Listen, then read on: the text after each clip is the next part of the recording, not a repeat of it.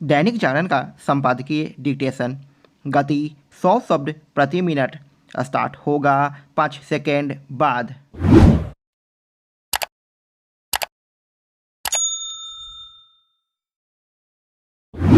Start.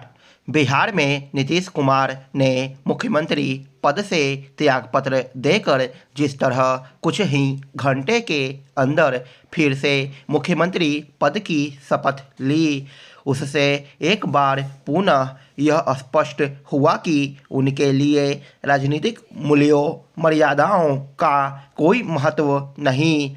अपनी सत्ता बचाने और मुख्यमंत्री बने रहने के लिए वह कुछ भी कर सकते हैं।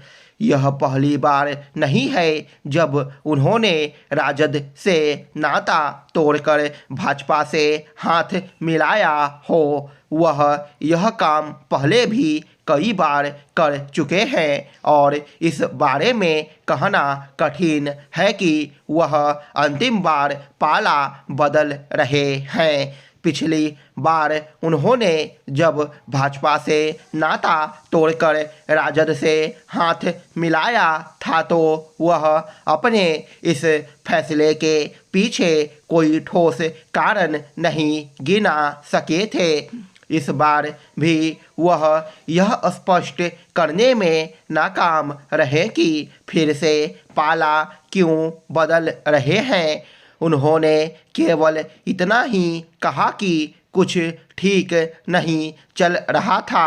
ऐसा लगता है कि वह इससे क्षुब्ध थे कि कांग्रेस ने उन्हें INDIA का संयोजक नहीं बनाया।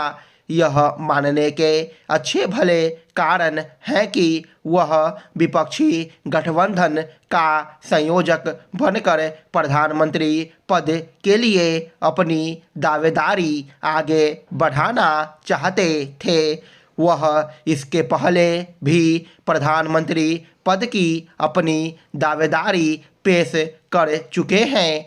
कहना कठिन है कि अब वह प्रधानमंत्री पद पाने की अपनी आकांक्षा का परित्याग कर चुके हैं। नीतीश कुमार ने जिस तरह एक बार फिर पाला बदलकर मुख्यमंत्री की कुर्सी हासिल की, उससे उनकी प्रतिष्ठा और विश्वसनीयता को चोट पहुंचना तय है।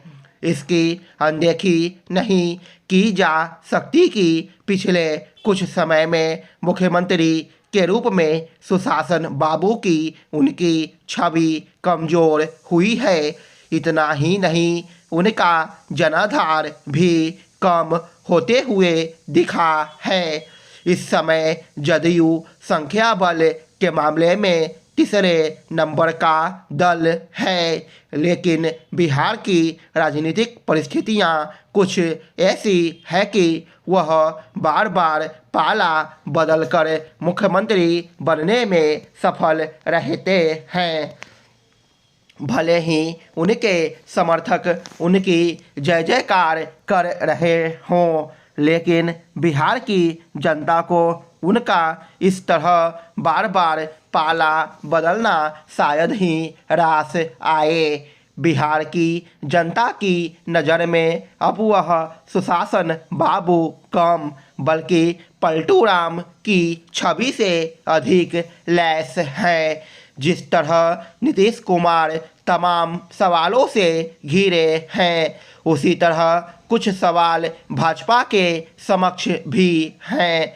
यह ठीक है कि भाजपा ने यह सोचकर नीतीश कुमार का फिर से साथ देना पसंद किया कि आगामी लोकसभा चुनाव में उसे बिहार में अधिकाधिक सीटें हासिल करने में आसानी होगी। लेकिन यदि नीतीश सरकार अपने कामकाज से राज्य की जनता को संतुष्ट नहीं कर सकी तो इसका नुकसान भाजपा को भी उठाना पड़ सकता है। जदयू और भाजपा दोनों को इन सवालों का जवाब देना भी कठिन होगा कि उनकी ओर से बार बार यह कहने के बाद फिर से हाथ क्यों मिला लिया गया कि अब कभी एक दूसरे का साथ नहीं लिया जाएगा। विपक्षी गठबंधन INDIA के एक तरह से सूत्रधार रहे नीतीश कुमार खुद ही इससे अलग हो गए। पिछले साल पटना में बड़े धूम धड़ाके के साथ नीतीश कुमार ने प्रधानमंत्री नरेंद्र मोदी के खिलाफ विपक्षी दलों को लामबंद करने की कोशिश शुरू की थी, लेकिन अब वह स्वयं भाजपा के साथ मिल गए हैं। बिहार में नीतीश कुमार की अगुवाई में भाजपा और जदयू की गठबंधन सरकार बन गई है। इससे पहले तृणमूल कांग्रेस प्रमुख ममता बनर्जी ने INDIA की स्वघोषित अगुवा कांग्रेस को बंगाल में दरकिनार करते हुए राज्य की सभी लोकसभा सीटों पर अकेले चुनाव लड़ने का ऐलान कर दिया। देश की पूर्वी सीमा से उठी ममता की आवाज़ अभी गूंज ही रही थी कि पश्चिमी सीमा से भी आम आदमी पार्टी ने कांग्रेस को अंगूठा दिखा दिया।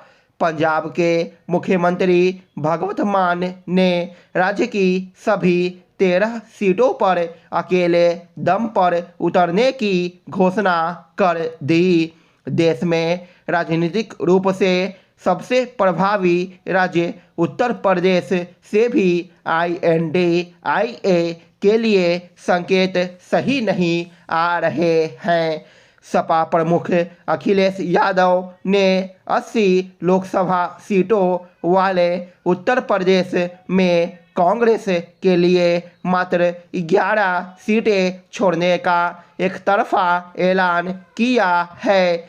नीतीश कुमार, ममता बनर्जी, भगवंत मान और अखिलेश यादव की इन घोषणाओं से साफ है कि विपक्षी गठबंधन का कुनबा बिखरने लगा है। स्टॉप।